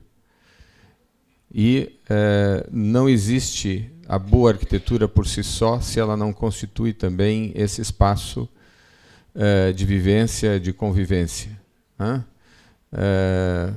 Essa fusão chega ao ponto, num determinado momento, quando a Teresa fala do Renzo Piano e mostra também uma maquete cortada, ou seja, mais pura arquitetura do que isso, impossível, para a gente perceber as nuances dessa relação entre o espaço urbano e a obra de arquitetura. Isso que falta tanto à nossa cidade, de eleger a arquitetura como um elemento fundamental para o desenvolvimento da qualidade de vida. Essa dissociação que, de certa maneira, permeia as ambiguidades do plano diretor, através de um plano regulador absolutamente numérico, quantitativo, que não estabelece claramente essa relação entre a qualidade de vida, a qualidade do espaço e a qualidade da arquitetura. Eu acho que isso é um marco importante, foi fundamental na palestra, na eleição dos temas que a Teresa nos trouxe. Eu abro, então, agora para o debate e para as perguntas. Não é uma outra palestra que eu estou pedindo, mas assim uma noção assim de como é que o poder público se estrutura para atender tudo isso. Assim. Eu acho que só foi possível porque nós, durante 5 anos, eu entrei na Prefeitura de Lisboa em 87, vinha de outras prefeituras da periferia, onde tinha estado a coordenar o plano diretor e, na altura, sofri muito porque Lisboa era casuístico, não tinha planejamento, era caso a caso e até tinha muitos casos fora dos planos. E só foi possível porque o prefeito, que veio depois a ser Presidente da República, ele preparou uma candidatura um ano antes, com técnicos, onde também eu estive, e mais técnicos, onde apelou a muito os técnicos, à cidadania, para alterar o casuísmo que existia na cidade de Lisboa na década de 80. E quando nós entramos para esse mandato, o prefeito já trazia ele próprio uma conivência muito grande do planejamento e da necessidade de planejamento connosco. Nomeadamente, chegava a estar dias inteiros que se fechava connosco para dizer, ele que era jurista, ensine-me qual é a legislação que eu vou precisar para. Portanto, houve aqui aquilo que ele designava um binómio técnico-político. E esse momento foi fundamental. Eu penso que se não fosse esses 5 anos na Prefeitura, não seria hoje a cidade de Lisboa que nós temos. Portanto, houve aqui, de facto, esse binómio técnico-político, com um grupo muito forte de trabalho e muita dedicação, e que deu todas estas alterações, com muita crítica dos promotores e crítica dos jornalistas a dizer: este prefeito só faz planejamento, este prefeito não se vê obra, porque os primeiros 2 anos foram, de facto, muito o planejamento e pôr em causa e negociar com os promotores bombas que existiam para demolir completamente a imagem da cidade. O casuísmo estava todo minado se tivessem ido muitos projetos para a frente. Portanto, a partir daí, mesmo com alguns momentos de recuo de planejamento, porque depois logo um outro prefeito que veio substituí-lo achou que o planejamento dominava a prefeitura, era preciso fazer obras durante 2 anos, depois perdeu as eleições por 2 anos e pôs muitos dos planos, até o plano da Avenida da Liberdade, o plano que é hoje da área das grifes, foi fechado, não concluiu.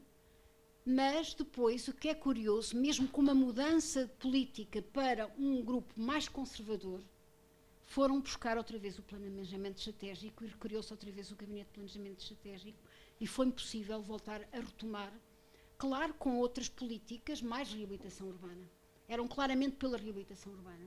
Mas, portanto, foi possível, ou seja, há uma continuidade nestes 26 anos, mesmo com uns instrumentos não se chamando plano estratégico, chamando-se carta ou visão, porque nem sempre foi fácil conseguir encontrar politicamente na Assembleia o tal conselho estratégico, dos elementos mais participativos ou mais populacional, foi possível haver continuidades.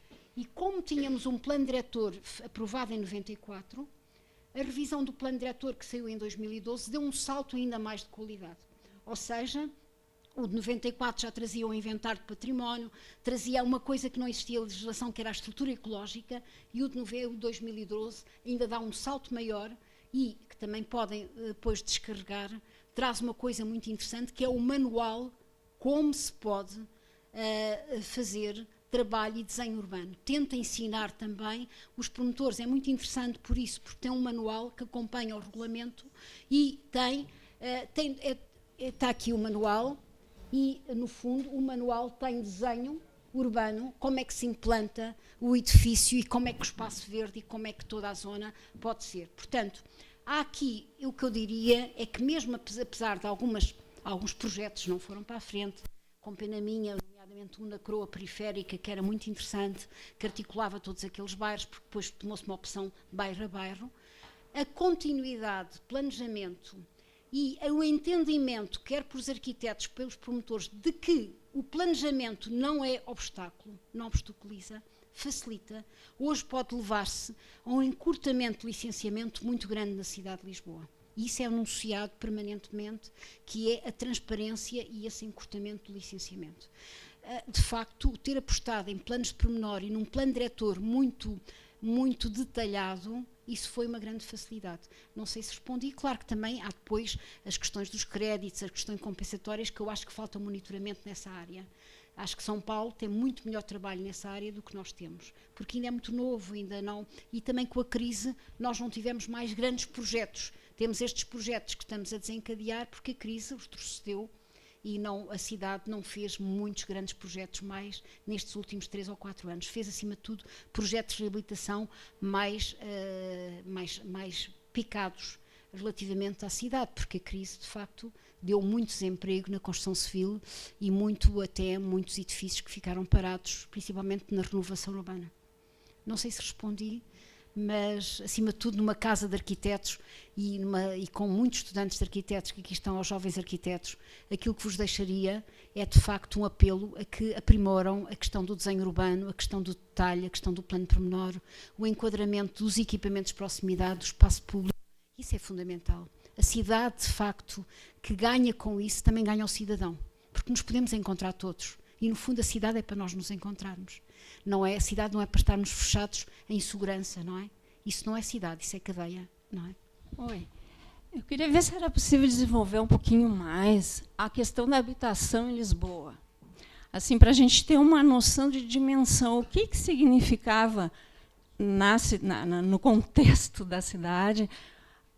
Existia, pelo que eu percebi ali, a questão de reabilitação das habitações existentes, a questão de irregularidades, e também não ficou claro se tinha projetos ou programas para construir novas habitações, ou seja, para demandas já existentes ou futuras. Se desse para explicar um pouquinho isso e até a porcentagem dessas demandas dentro da população total. E outra coisa que eu queria perguntar é que um dos objetivos iniciais lá era a questão de qualificar para que Lisboa tivesse maior competitividade no mundo globalizado, no mundo europeu.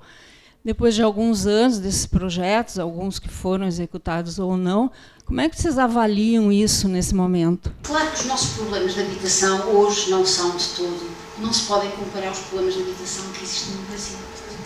Porque os conheço bem, particularmente a questão de São Paulo e a questão de São Paulo, com os meus amigos. Nós temos, de facto, 8,9% de habitação municipal, feita do período dos anos 90, que fizemos o alojamento das favelas. E essa habitação é gerida por uma empresa, que é a Gevalis, que gera esses bairros municipais, que recebe rendas, que verifica como é que é o espaço público, como é que são os equipamentos, e alguns têm problemas, porque não se fez um mix.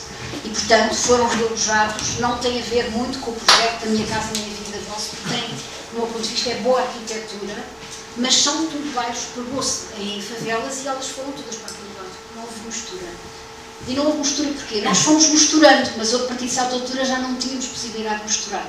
Os que misturamos, com outras zonas que estávamos a desenvolver planos pormenor, correram lindamente e correm muito bem.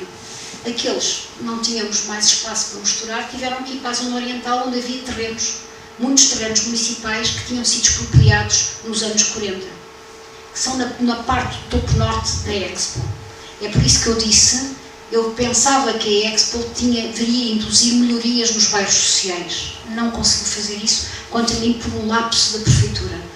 A Prefeitura depois entrou num regime um pouco mais político de conservadores e não tiveram essa sensibilidade de criar um gabinete que pudesse induzir, e que era esse também o nosso objetivo de estratégia, induzir a melhoria nos bairros sociais advindos da questão da Expo. Contudo, essas populações vão ao espaço público, ao espaço e apropriaram-se do espaço público também da Expo, o que nos dá contentamento. Portanto, as demandas neste momento não são demandas de favelas, elas estão todas realojadas.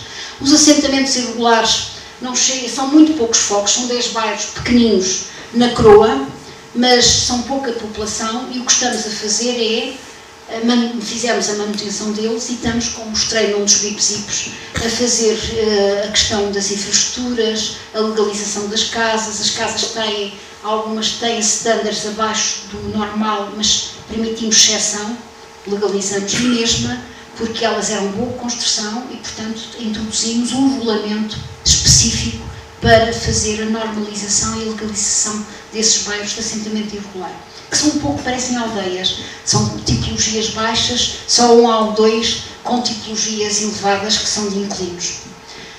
O que é que nós temos de demandas? As demandas que temos é mais uma preocupação do rejuvenescer a cidade, é trazer que os jovens não saiam, porque as rendas são muito elevadas, ou a venda de casas é muito elevada, o aluguer. Neste momento pagamos essa globalização da cidade, pagamos porque tornou-se os alugueres muito caros, a venda das casas muito caras, porque há uma procura muito grande, por exemplo, de franceses a viverem lá, e ingleses, mas muito franceses, e chineses, mas muitos franceses. Os franceses deixaram de ir para a Tunísia, para o Egito, para Marrocos, pela insegurança, e neste momento descobriram que temos bom vinho e falamos ainda francês. E, portanto, estamos na moda, e está, ainda no mês passado, no caderno do imobiliário, quem mais estava a comprar casas em Portugal e em Lisboa eram os franceses. Portanto, isso leva a que temos que contrabalançar com programas mais favoráveis para que a população não fuja, os jovens, e trazer também alguns jovens que foram para a área metropolitana porque os aluguéis são mais baratos e venham para a cidade. E daí termos montado estes 3 programas, que é a renda convencionada, é um leilão, é um concurso que fazemos, em que pomos, sempre que temos, como é que se chama, focos? Casas vazias, pomos a concurso com um valor X e depois pode vir população fora de Lisboa. Não tem que ser para a população que já vive naquele bairro, para trazer população. Isto é um programa de renda convencionada. Também podem ver no programa, na Secretaria da Habitação. Outro programa é o tal que reabilita e paga depois. Esse é um programa que tem tido bom sucesso, mas é para um standard médio. é alguns prédios que nós tínhamos dispersos na cidade, identificamos e pomos no mercado, também em leilão, depois é reabilitado e é feito um consórcio com os bancos para irem pagando a nós, não é pago logo de imediato. E esses têm sido um sucesso, só que nós não temos muita habitação ou muitos prédios na cidade de Lisboa. Os que tínhamos estamos a pôr no mercado. E agora há um novo programa que tivemos a trabalhar, que foi criado só um grupo de missão para isso, que é a renda acessível, que é em terrenos municipais que ainda existem, poder fazer alguns prédios com os promotores. Os promotores sabem que nos próximos 20 anos só podem alugar com um teto de renda, para trazer população jovem que possa viver ali, com tipologias não muito grandes, para poder ser um pouco o começo da sua vida na cidade de Lisboa. Fundamentalmente são estas as demandas que estamos a preparar para rejuvenescer a cidade. Como eu disse, nós trabalhamos indiretamente na competitividade e conseguimos ganhar, estamos a ganhar muitos prémios e temos esse sentimento que muita gente que estudou em Lisboa quer ficar em Lisboa, mesmo de outros países. É pela qualidade de vida que estamos a oferecer na cidade e pela segurança na cidade. É aí que é a competitividade. A competitividade não é para a parte só tecnológica, é por aquilo que eu ofereço de qualidade que leva a que as pessoas que procurem a cidade de Lisboa venham para a cidade de Lisboa. E neste momento estamos a ter atratividade de empresas e penso que este ano, com o tal ano de empreendedorismo e de parte das TICs internacionais, que vêm grandes grupos americanos que vão estar, eu estou convencida de Lisboa, daqui a 1 ano ou 2 anos, poder-vos dar conta de que Lisboa vai dar um salto muito grande na área das tecnologias e nesses espaços que vão ser preparados para as startups ligadas às tecnologias. Portanto, é preparar, aproveitar, como por exemplo no quarto distrito, eu acho que se pode aproveitar exatamente a arqueologia industrial para ela poder funcionar como património, mas um património revitalizado e um património com determinado fim, e não ficar tombado pelo tombado. Isso penso que é aquilo que é o grande desafio sempre que nós fazemos inventários. É que eu costumo dizer, o inventário não é a Carta Municipal de Património, para mim a carta é aquilo que traz as propostas do que eu posso fazer e onde é que eu posso chegar ligado ao inventário. Eu gosto de fazer umas relações entre Lisboa e Porto Alegre, assim, né? Que falando assim, em globalização, né, e todo um preparo para Lisboa, todos os projetos que estão fazendo, né, eu fico pensando se vocês têm um problema sobre o que está acontecendo com os refugiados na Síria, que tem tendo muito, que acabam fugindo, né, de tudo e acabam indo para a Europa. Que meus parentes, eles são todos da Itália, né, eles ficam me contando assim, todos os problemas que eles estão tendo a partir desse evento, né. Eu queria saber se Lisboa tem algum planejamento para isso. Também falando de habitação, eu não sei se é um assunto delicado também. Não de todo. Lisboa preparou-se para ter refugiados e quer ter refugiados, e houve um quarto património municipal posto para refugiados. Curiosamente, os refugiados não querem vir para Portugal porque não têm a miragem muito do norte da Europa. Portanto, está a aumentar o número, mas ficou muito aquém daquilo que o Primeiro-Ministro e que o Prefeito disse que estavam disponíveis para Portugal ter relativamente refugiados. Mas aquilo que se sabe é que os refugiados trazem todo um paradigma da Alemanha e dos nórdicos, fundamentalmente. Portanto, para eles, Portugal é terceiro mundo.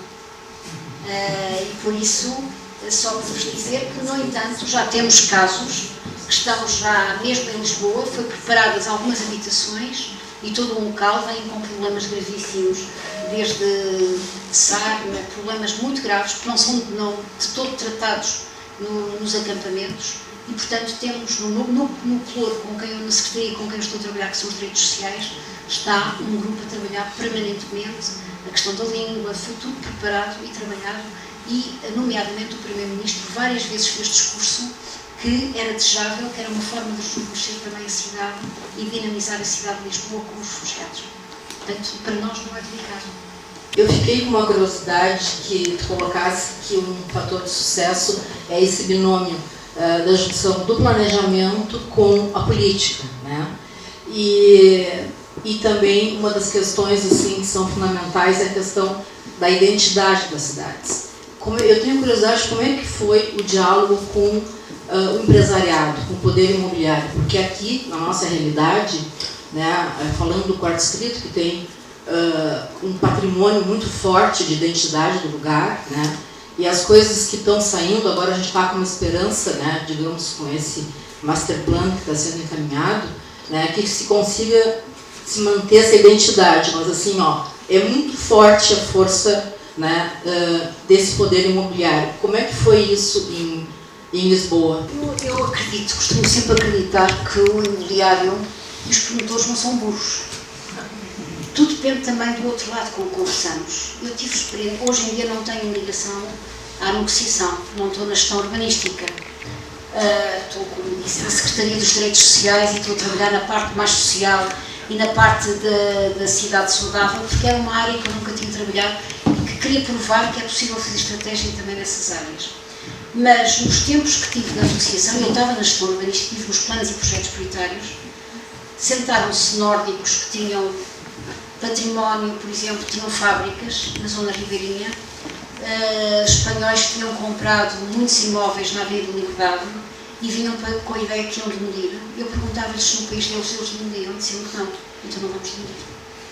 E, portanto, toda a negociação, logo a partir daí, era de respeito pela identidade, respeito por aquilo que é nosso. E, portanto, nós não somos contra os promotores, não somos contra os estrangeiros comprarem. O que queremos é que respeitem a nossa identidade. E, portanto, por exemplo, depois de uma fábrica muito interessante que lá há, que era uma fábrica de arroz, foi trabalhada em lofts. Porque se faziam os lofts na Alemanha ou na Suíça, como os conhecia, porquê que não podiam fazer em Lisboa? E são um sucesso esses lofts. Portanto, isto para dizer que eu penso que depende um pouco daquilo que se capacita politicamente uma prefeitura e que se capacitam os técnicos da prefeitura, em que eles próprios se articulam com as secretarias da cultura e do património numa construção e não numa visão estática. E uma visão com o património. A Nádia Somec tem um manual que eu hoje mostrei, um manual de gestão de património, que é um manual a dizer que é preciso haver uma conservação integrada. A conservação não pode ficar apenas tombada ou listada, porque isso é o caminho da degradação também. Portanto, o que é que eu vou preservar na ambiência e o que é que eu seleciono como qualidade identitária do lugar? Isto é uma discussão que se tem que fazer entre os políticos, entre os urbanistas e quem defende mais o património. É uma construção, do meu ponto de vista. Não é possível, porque não basta apenas, quer dizer, quando nós estamos a fazer um plano, de pormenor ou PU, nós identificamos o que existe e depois vamos trabalhar objeto a objeto e ver como é que ele se integra na quadra e também selecionar o que é verdadeiramente identitário e o que não é, no meu ponto de vista. Não sei se respondi, mas cada caso é um caso, não é? Mas eu tenho boas experiências dos promotores perceberem a mais-valia do seu património como a mais-valia de construção de bom espaço público. Eu pedi licença ao Bica para fazer um acréscimo próximo. Recentemente, estudando casos sobre licenciamento de projetos, aprovação de projetos, eu topei com um estudo do Banco Mundial sobre tempos de licenciamento ou de aprovação de projetos em 182 economias. O Brasil foi analisado, estava dentro dessas 182 economias, e tomou Rio e São Paulo, a média de Rio e São Paulo, o tempo de licenciamento. O Brasil ocupou, nessa lista de 182 economias, o 179º lugar, só atrás de Zimbábue e Chipre. O tempo médio do modelo tomado para a aprovação de um galpão industrial de 1.000 metros quadrados em Nova York há 90 dias, na Suécia Estocolmo parece que por volta de 100 dias, os países em média da Comunidade Europeia em média 150 dias no máximo, variava entre 110 e 150. O Brasil leva para aprovar o mesmo projeto, não com tanto rigor, com menos rigor ainda, 450 dias. Isto se nós não tomarmos Porto Alegre para colocar na média, porque senão a média vai passar dos 450 dias e nós superaríamos com folga Chipre e Zimbábue. Então, o que está sendo colocado aqui é que essa falsa vantagem da flexibilidade leva à ambiguidade e leva o técnico da prefeitura a assumir responsabilidade demais por uma coisa que deve ser responsabilidade do Estado. Então, a cada projeto, cabe ao técnico decidir uma série de coisas que não estão pré-definidas e não estão resolvidas ou consensuadas. Isto, certamente, é o pleito da professora Tereza, no sentido de que haja um nível de detalhamento, uma camada de detalhamento maior, mais abaixo da generalidade do plano diretor, que resolva as ambiguidades que fazem que sobre o técnico caia tanta responsabilidade e se precise tanto tempo e muitas vezes para aprovar uma coisa que eu não quero aprovar, dada a pressão econômica. Portanto, uma das coisas que já se percebeu é que uma das maiores queixas dos promotores ou dos empresários não é tanto sobre o plano diretor, propriamente dito, mas é sobre o tempo que demora para aprovar um projeto. E não é por acaso que o Doing Business trabalha também com o tempo de aprovação de uma empresa, trabalha com o tempo de obtenção de certas licenças, enfim, porque, na realidade, o que o Banco Mundial estava fazendo é dizer assim, se tu quer botar um negócio em tal país, quanto tempo tu vai levar para implementar o teu negócio? O Brasil, com essas características, se torna um país pouco competitivo, sob esse ponto de vista da economia mundial.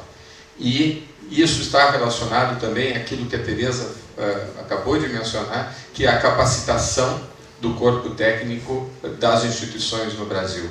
Sem haver essa capacitação, sem haver a formação continuada, é impossível que a gente consiga assumir essas responsabilidades.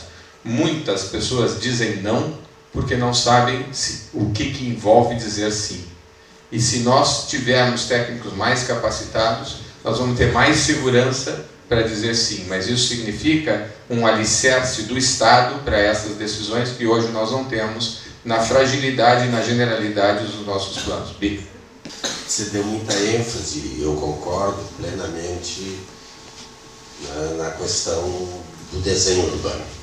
Claro, sem eliminar a necessidade do planejamento, do plano diretor.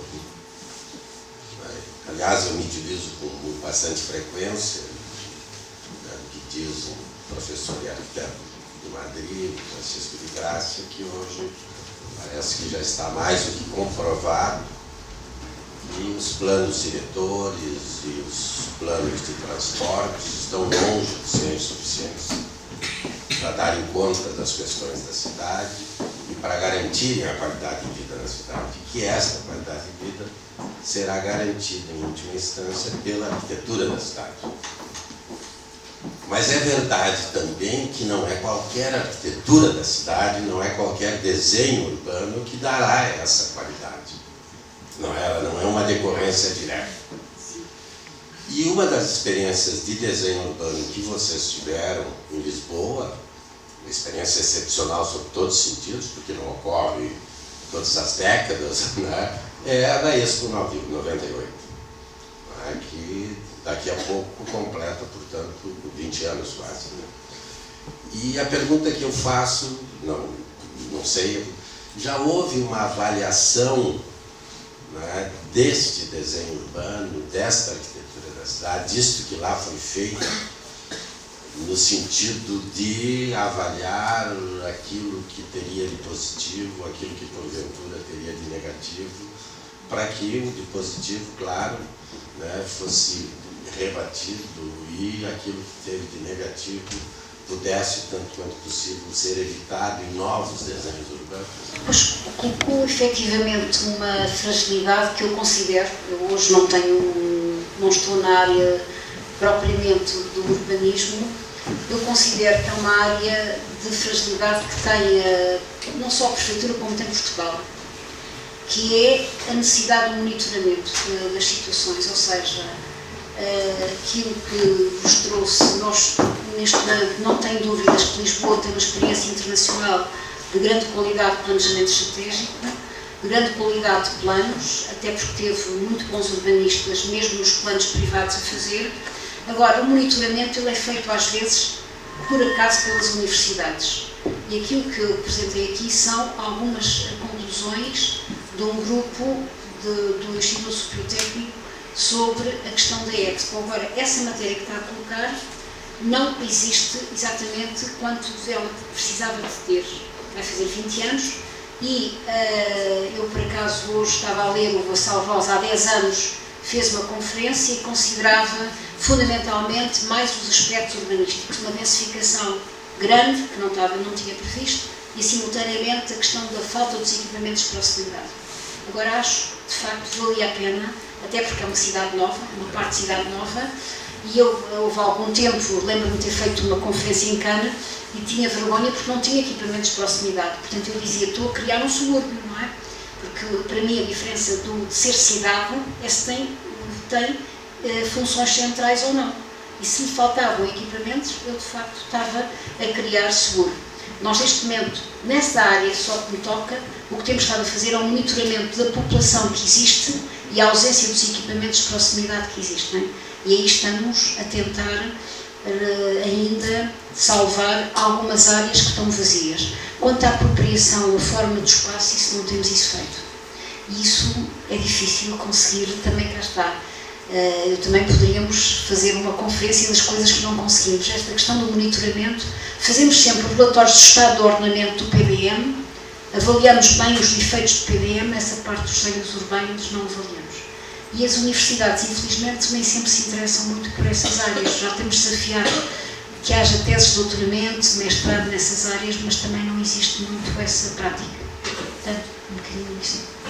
Eu queria agradecer o convite que me foi dirigido pelo Tiago para coordenar essa mesa, com muita honra, eu repito, e dizer que nós estamos empenhados no Núcleo de Tecnologia Urbana, que eu coordeno na Universidade Federal do Rio Grande do Sul, na elaboração desse Master Plan e, oportunamente, através do IAB, nós vamos entrar em contato com a comunidade de arquitetos e urbanistas para debater esse tema, sem o qual esse debate eu diria que é impossível a gente ir adiante com uma garantia de credibilidade e de qualidade, porque é uma oportunidade que se abre e a gente está vendo essa experiência toda que a Teresa nos traz como um exemplo também de coisas. Muito obrigado, Bica, pela pergunta que fizeste, eu acho que foi muito relevante, porque nem sempre se acerta, né? Mas a gente pode diminuir a margem de erro se a gente reconhece os bons exemplos e os problemas que não deram certo. Oportunamente, então, acho que a gente podia combinar isso, né, Tiago? A gente voltar para discutir esse tema. E, mais uma vez, muito obrigado, boa noite. Não sei se o Tiago quer dar as palavras finais. Então, eu agradeço a todos e até uma próxima oportunidade. Muito obrigado, Teresa, por tudo que você fez.